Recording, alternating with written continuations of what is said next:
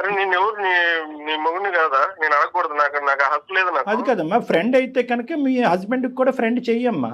ఎవరికి తెలియనటువంటి గోప్యంగా ఉంచే ఫ్రెండ్ ఎందుకు అనుమానాలు దారి తీస్తుంది కదా.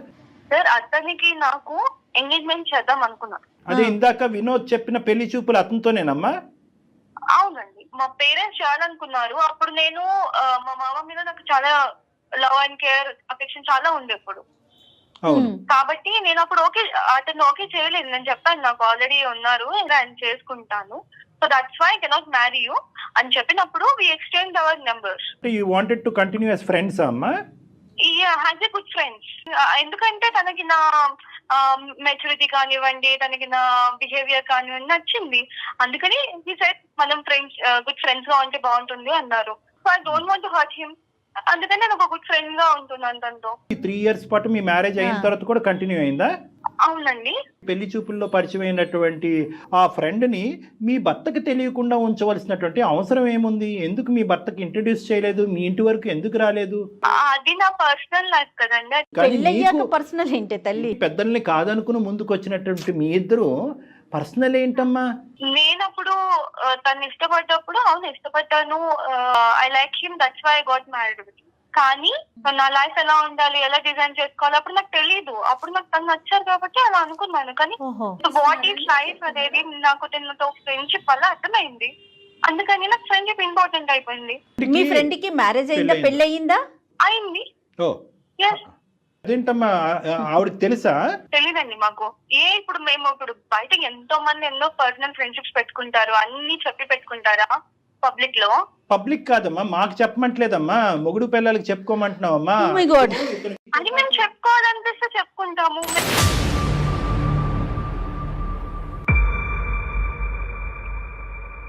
తను ఇక్కడే హైదరాబాద్ లోనే ఉంటారు కాబట్టి నాకు తనతో ఇంకా క్లోజ్నెస్, నాకు తన బిహేవియర్, తన way of living, life style అంతా నచ్చింది. ఇప్పుడు అవన్నీ మాకు తెలుస్తున్నాయమ్మా. ఇప్పుడు అతని స్థానం ఏంటి, నీ భర్త అయ్యే స్థానం ఏంటమ్మా? What is the problem with him? I don't have any problem with him. నేను తనతో ఉంటున్నాను కదండి. కేవలం మీది ఫ్రెండ్షిప్ ఏనా? దానికి మించింది ఏమన్నా ఉందా?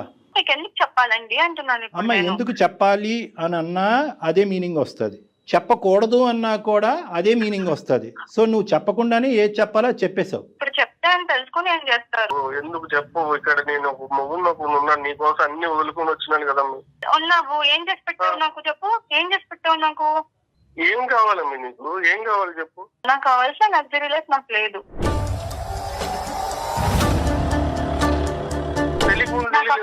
నాకు తెలియదు, అప్పుడు నాకు తెలియదు. ఇల్లు వచ్చేటప్పుడు నాకు తెలియదు, ఇప్పుడు తెలుస్తుంది, నాకు బుద్ధి వచ్చింది. సో అందుకని నా లైఫ్ ని నేను ఎంజాయ్ చేస్తున్నా. ఏం మాట్లాడాలమ్మా నీతో? నువ్వు కావలసినటువంటి వ్యక్తి గురించి ఫైట్ చేసేసి తిరుపతి కొండ మీదకి వెళ్ళి పెళ్లి చేసుకుని ఈరోజు 3 సంవత్సరాల పాటు ఇరువైపుల కుటుంబాలను వదిలేసి ఇక్కడికి వచ్చి ఉన్నావంటే కనుక ఎంత మెంటల్ స్ట్రెంగ్త్ ఉండాలి మీకు, ఎంత ఇమోషనల్ మెచ్యూరిటీ ఉండాలి అని అనుకున్నాం. కానీ ఇక్కడ కాంట్రాస్టింగ్గా ఒక డిఫరెంట్ పిక్చర్ కనిపిస్తుందమ్మా, ఆపోజిట్ పిక్చర్ కనిపిస్తుంది మాకు. నీలో మెచ్యూరిటీ కాదు కదా, చాలా దిగువ స్థాయి ఇమ్మెచ్యూరిటీ ఉంది, తేలికతనం ఉంది, పెళ్ళి అనేటటువంటి దానికి సంబంధించిన విలువలు తెలియనటువంటి మనస్తత్వం ఉంది, ప్రేమ అంటే అర్థం పర్థం లేదు అన్నట్టు అనిపిస్తుంది. కేవలం ఒక సిటీకి రాగానే నువ్వు రెక్కలు వచ్చినటువంటి పక్షిలాగా లగ్జరీస్ అనుకుంటూ ఫస్ట్ టైం నీ జీవితంలో అతను మెకానిక్గా చిరిగిపోయినటువంటి చొక్కా నీకు ఇప్పుడు కనిపిస్తుంది. నీ ఇంట్లో ఉండేటటువంటి కంఫర్ట్స్ లేవు అన్నట్టు నీకు అనిపిస్తున్నదని అనిపిస్తుందమ్మా. ఫస్ట్ ఆఫ్ ఆల్ ఒక్క పాయింట్ నాకు చెప్పు, మీ తల్లిదండ్రులు నిన్ను వెనక్కి ఆ ఇంటికి రానివ్వట్లేదు, ఏమాత్రమన్నా నీకు బాధ ఉందమ్మా? లేదండి, నాకెందుకు బాధ లేదు. దగ్గర ఉన్నప్పుడు అక్కడేం వాళ్ళు ఫ్రీడమ్ ఇవ్వలేదు. ఇప్పుడు నీకు ఫ్రీడమ్ కావాలి అంటే ఏం కావాలమ్మా? అంటే వినోద్ నీ చేత ఉద్యోగం చేయనివ్వలేదనా నీ బాధ? అసలు ఫ్రీడమ్ అంటే ఏంటి మీ ఉద్దేశంలో? నా లైఫ్ లో నేను ఎలా ఉండాలనుకుంటున్నాను, నా లగ్జరీస్ నేను ఎలా మెయింటైన్ చేయాలనుకుంటున్నాను అలా. నీ లైఫ్ లో నీ లగ్జరీ, నీ లైఫ్ అంటే ఒక పెళ్ళైన ఆడపిల్ల ఇంకొక మగాడితో తిరగటం అమ్మా లగ్జరీ అంటే? అందరూ అలాగే ఉంటున్నారు మేడం. అందరి సంగతి నీకెందుకమ్మా, సమస్య నీ దాకా వచ్చింది. మాట అనే హక్కు లేదు. నీ జీవితం ఏంటి అనేది నువ్వు మాట్లాడుకో అమ్మా. అందరూ ఎక్కడున్నారమ్మా? నీ వయసు ఎంత, నీ అనుభవం ఎంత? నేను మేజర్ కాబట్టి. నువ్వు మేజర్ అయినా కూడా 10 times మైనర్ లా ఉన్నావు నువ్వు. ఇక్కడ ఒకటే పాయింట్, నా జీవితం అనేటటువంటి మాట ఎప్పటి వరకు అంటే కనుక నువ్వు బ్యాచులర్గా ఉన్నంతసేపు, మీ ఊర్లో ఉన్నంతసేపు, మీ అమ్మా నాన్న దగ్గర పెరిగినంతసేపు. పెళ్ళి అయిన తర్వాత మీరిద్దరూ కలిసి ప్రయాణం చేస్తున్న తర్వాత ఇద్దరు టోటల్గా ఒక నమ్మకంతో ఒక ట్రాన్స్పరెన్స్తో పెరగాలి అనేటటువంటి ఉద్దేశంతోనే పెళ్ళి అనేటటువంటి ఒక బంధం ఏర్పడింది. నా అనే మాటలో మన అనేటటువంటి పదం కూడా రావాలి. నీ భర్తకు తెలియకుండా ఇలా ఈ విధంగా నువ్వు ప్రవర్తించడం అనేటటువంటిది నీకు ఇష్టమేమో కానీ but you're bound to answer to him. అతనికి సమాధానం చెప్పవలసినటువంటి రైట్ నీకుంది. ఎందుకంటే నువ్వెంతైతే అతను నమ్ముకుని పారిపోయి వచ్చేసావో అతను కూడా నిన్ను నమ్ముకుని వచ్చేసాడు. నీ తల్లిదండ్రులు ఫస్ట్ నిన్ను ఆపారు. నువ్వు బీటెక్ చదివేవమ్మా, వాడు మెకానిక్ ఐటీఐ మధ్యలో ఆపేశాడు, వద్దు అమ్మ అంటే కనుక నోనో నాన్న వాడే కావాలి, ఐ వాంట్ హిమ్ అని చెప్పుకుంటూ అతను వెనక తోకలాగా పరిగెట్టుకుని వచ్చావు. అప్పుడే మీ తల్లిదండ్రుల యొక్క మాట విని గుడ్ బై చెప్పి ఉంటే కనుక అతను ఎవడో ఇంకో అమ్మాయిని చేసుకుని హ్యాపీగా ఉండేవాడు. ఈరోజు ఇక్కడ పెద్ద ఫెయిలియర్ ఎవరిదో తెలుసా? నీదే వినోద్. నీ ఫెయిలియర్ ఎక్కడో ఊడిపడినటువంటి ఆడపిల్ల కాదు, అరేంజ్డ్ మ్యారేజ్ కాదు, మీ కుటుంబంలోనే పుట్టి పెరిగినటువంటి ఒక ఆడపిల్ల యొక్క సైకాలజీ మెంటాలిటీ నువ్వు ఆవగింజంతా కూడా అసెస్ చేయలేకపోయావు. నోట్లో వేలు పెట్టుకునే పిల్లోడు కూడా అసెస్ చేస్తాడు. ఈ అమ్మాయికి మెంటల్ మెచ్యూరిటీ లేదు, గాలివాటం, గాలి ఎటువైపు వేస్తే అటువైపు కొట్టుకుపోయేటటువంటి రకం. వాడి పిల్లం వచ్చి ఈ అమ్మాయి జుట్టు పట్టుకుని నేలకేసి కొడుతుంది. ఆ రోజు ఈ అమ్మాయికి తెలిసి వస్తుంది, this is common, this is ఇది fair, what is wrong, where is freedom, ఈ ఇంగ్లీష్ టెక్స్ట్ బుక్ లో ఉన్న పదాలన్నీ వాడేస్తుంది కదా. ఈ అమ్మాయికి సరైన పనిష్మెంట్ ఇప్పుడు వరకు తగల. లవ్ మ్యారేజ్ అయినా కూడా పేరెంట్స్ క్షమిస్తారు. అరే ఏముందిలే మన ఆడపిల్ల ఎక్కడో ఎలా ఉందో మన ఇంట్లో మనిషిని ఇక్కడ చేసుకుంది, పండగకు పిలుద్దాం, పబ్బానికి పిలుద్దాం. 3 years పాటు ఈ అమ్మాయిని ఇప్పటికి కూడా గడప తొక్కనివ్వలేదు అంటే కనుక ఈ అమ్మాయి మొండి వైఖరి వాళ్ళు మొదటి నుంచే స్టడీ చేసి ఈ రోజు వచ్చినటువంటి అమ్మాయి మళ్ళీ మన ఇంట్లో ఏం పెంట పెడతాది రా బాబు, ఎక్కడుంటే అక్కడే ఉన్నాయి అని చెప్పి ఆ అమ్మాయికి దండం పెట్టి నీ నెత్తి మీద పెట్టి వదిలేశారు. ఈ గుడిబండను తెచ్చుకుని నీ నెత్తిమే పెట్టుకున్నాను. సార్ పెళ్లికి ముందు ఇట్లా లేదు కదా సార్. నేనంటే ప్రాణం అనింది, నేనంటేనే ఇష్టపడింది, ఎక్కడైనా తీసుకెళ్ళిపోమావయ్యా అనింది. లేదు, నువ్వెవరితో నన్ను ఉన్నావని నేను వచ్చి చూస్తున్నానా? లేదు కదా. నన్ను నువ్వే ప్రతిదానికి వెనకొచ్చి ఎంక్వైరీ చేస్తున్నావు. నేను చేస్తున్నాను. అమ్మ కనిపించేటటువంటి వాటి గురించి మాట్లాడదాం అమ్మ. నువ్వు ఫోన్ చేసినప్పుడు అతను ఫోన్ ఎంగేజ్ రాలేదు, నువ్వు మెసేజ్లు పెట్టినప్పుడు అతను తిరిగి మెసేజ్లు పెడుతున్నాడు. ఏ టైం వచ్చినప్పుడు ఎప్పుడు వెళ్ళినా కూడా ఆ మెకానిక్ షాప్లో స్క్రూలు బిగించుకుంటూ కూర్చున్నాడు. నువ్వేమో వచ్చి కారుల్లో తిరుగుతావు కదా. అతను ఏమన్నా కార్ల మీద తిరిగాడా? నీకు ఆల్రెడీ పెళ్ళయింది, అక్కడ అడ్డంగా దొరికేది. ఆల్రెడీ అతనికి పెళ్ళైపోయింది, అతనికి ఒక భార్య ఉంది, మీది ఒక ఫ్రెండ్షిప్, దానికి ఒక గొప్ప పదం. ఈ పదాలు ఎక్కడ దొరుకుతున్నాయో భగవంతుడా, దాన్ని తీసుకొచ్చి పెట్టేసుకున్నావు. దాన్ని ఎక్కడి దాకా తీసుకెళ్తావు? మ్యారేజ్ అనేది ఒక ఆప్షన్ అంతే కదండి. ఇప్పుడు ఎవరికి నచ్చిన వాళ్ళు పెట్టుకుంటారు కదా. అవునా? అదొక ఆప్షన్. నచ్చిన డేస్ ట్రావెల్ చేస్తారు, లేకపోతే వదిలేస్తారు. దానికి ఎందుకు ఇంత? ఈ నిర్వచనాలు మాకు దయచేసి చెప్పద్దు. Marriage is an option, A B C ఇలాంటివన్నీ మాకు అనవసరం. మేము ఇంకా అంత పోస్ట్ కల్చర్ లో లేమమ్మా. కేవలం ఇది ఒక గుట్టుగా ఉన్నంత సేపే ఈ మాట తీరు. ఇదే పంచాయతీ ఓపెన్ గా నీ బాయ్ ఫ్రెండ్ వాళ్ళ భార్య వాళ్ళ కుటుంబ సభ్యుల మధ్యన పెడదామా? రేపు మధ్యాహ్నం రెడీనా మీరు? పెడదామంటే నేను రెడీ. నేను మళ్ళీ చెప్తున్నాను, మా పర్సనల్ లైఫ్ లోకి ఇన్వాల్వ్ అవ్వను అని అంటున్నారు, అవుతున్నారు మీరు. తప్పదమ్మా, తప్పదు. నువ్వు ఎందుకంటే మాకు నేర్పించేస్తున్నావు ఇక్కడ. తను వాళ్ళ వైఫ్ తో హ్యాపీగా లేడేమో. వాళ్ళ వైఫ్ తో అతను హ్యాపీగా లేడేమో, అందుకని నాతో ఫ్రెండ్షిప్ చేస్తున్నాడు అంటది. అమ్మ పిచ్చికి కూడా హద్దు ఉందమ్మా. అమ్మ నువ్వు మాట్లాడేటటువంటి అన్ని పిచ్చి మాటలు, ఇమ్మెచ్యూరిటీతో కూడినటువంటి మాటలు. మరి వాళ్ళ వైఫ్ మరి తిని ఎక్కడికి వెళ్తున్నాడు, ఏం చేస్తున్నాడు, అవన్నీ ఎందుకు చూడట్లేదు కదా. ఇప్పుడు ఏం చూస్తున్నారు కదా, అబ్జర్వ్ చేస్తున్నారు. ఆవిడ అబ్జర్వ్ చేసుకోవట్లేదు కదా. ఇలాంటి వాటికని మేము సమాధానాలు చెప్పము, ఎందుకంటే కనుక ఆ అమ్మాయి నమ్మకంతో ఉంది కాబట్టి ప్రశ్నించట్లేదు. డాక్టర్ గారు అసలు ఈ అమ్మాయితో కంటిన్యూ చేయటమే తప్పండి. ఇప్పుడు మాట్లాడిన ఇంతసేపులో ఎక్కడైనా అనిపిస్తోందా ఈ అమ్మాయిలో మనం మార్పు తీసుకురావచ్చు, మీరు కూర్చొని మాట్లాడితే అనే థాట్ మీకు వస్తుందండి? చెప్పండి. ఎందుకంటే నేను చివరి వరకు వదలనమ్మా, కాబట్టి నా నమ్మకం నాది కాబట్టి ఒక్క ప్రయత్నం చేస్తున్నాను.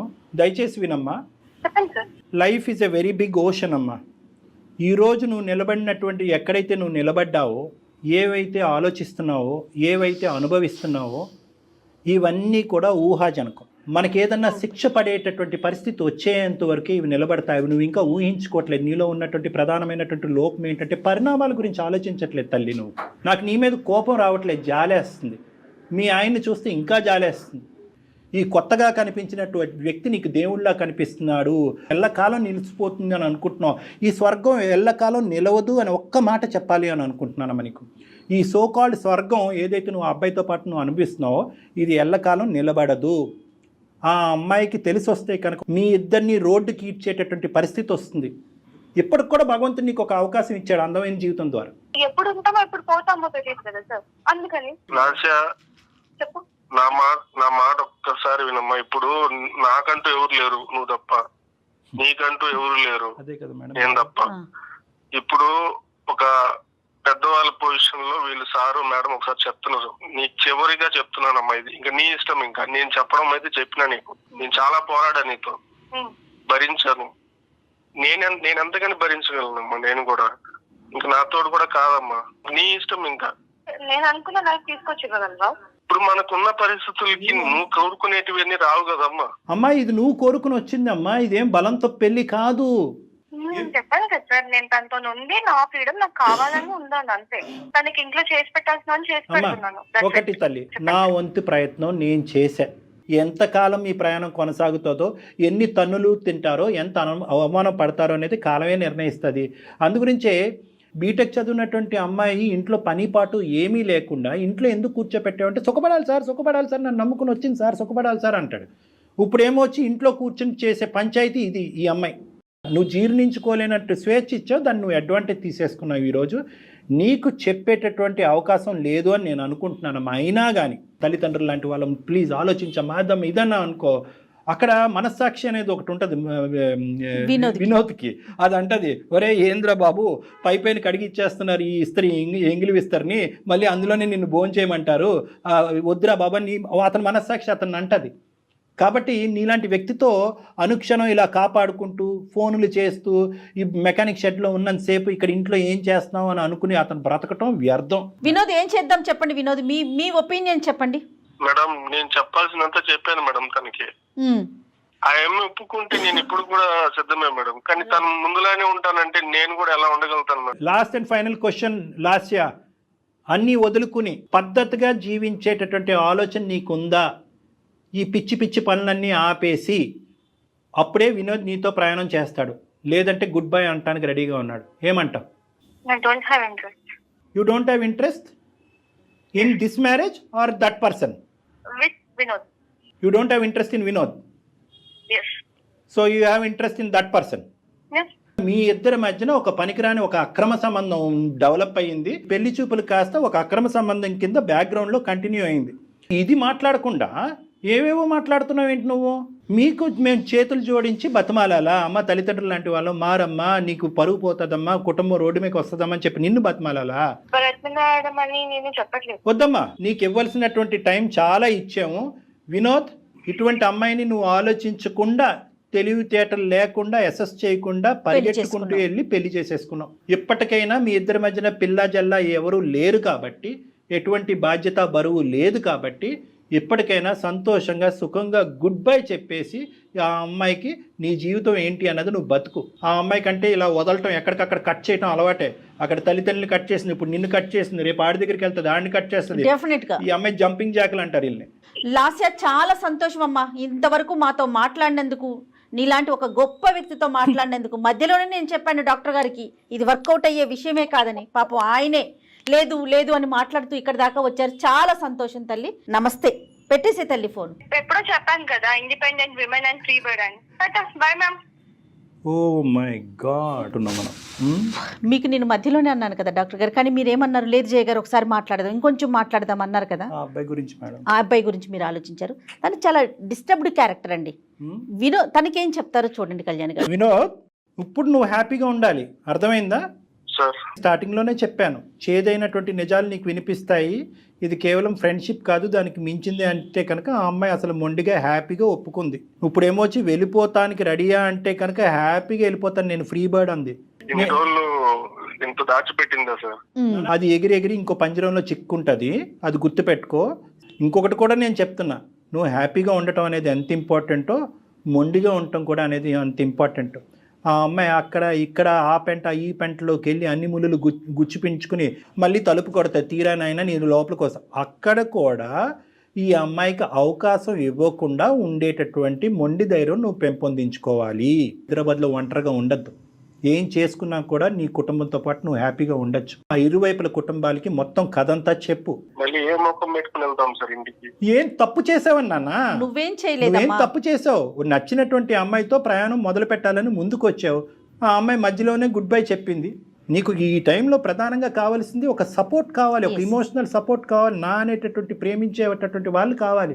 కావాలంటే మీ తల్లిదండ్రులతో కానీ మీ ఫ్యామిలీ మెంబర్స్తో కానీ డాక్టర్ గారు మాట్లాడతారు. మీకు అలాంటి ఇబ్బంది ఏదైనా ఉందంటే ఒక్కసారి కౌన్సిలింగ్ కూర్చుందాం. అలా కూర్చుందాం. ప్లస్ మీరు లీగల్ అడ్వైస్ కూడా తీసుకోవాలి. ఎస్, ఒక లాయర్ని కలవాలి, ఒక అడ్వకేట్ని కలిసి నెక్స్ట్ స్టెప్ ఏమేయాలి అనేది ఆలోచించాలి. కానీ at the end of the day ఈ రోజు నీకు చేదుగా బాధగా అనిపించేటటువంటి ఈ నిజం భవిష్యత్తులో నీకు చాలా సంతోషాన్ని ఇస్తుంది. ఏమాత్రం కంగారు పడమాకండి, దిగులు పడకండి, ధైర్యంగా ఉండండి. ఒక్కసారిగా కొద్దిగా కష్టంగా ఉంది సార్, కానీ నేను స్ట్రాంగ్ అవుతాను. ఓకేనన్నా. మోరల్ సపోర్ట్ కి డెఫినెట్ గా మేము ఉంటాం ఎప్పుడు కూడా. Okay, thanks madam. రైట్ నాన్న, రైట్, థ్యాంక్ యూ.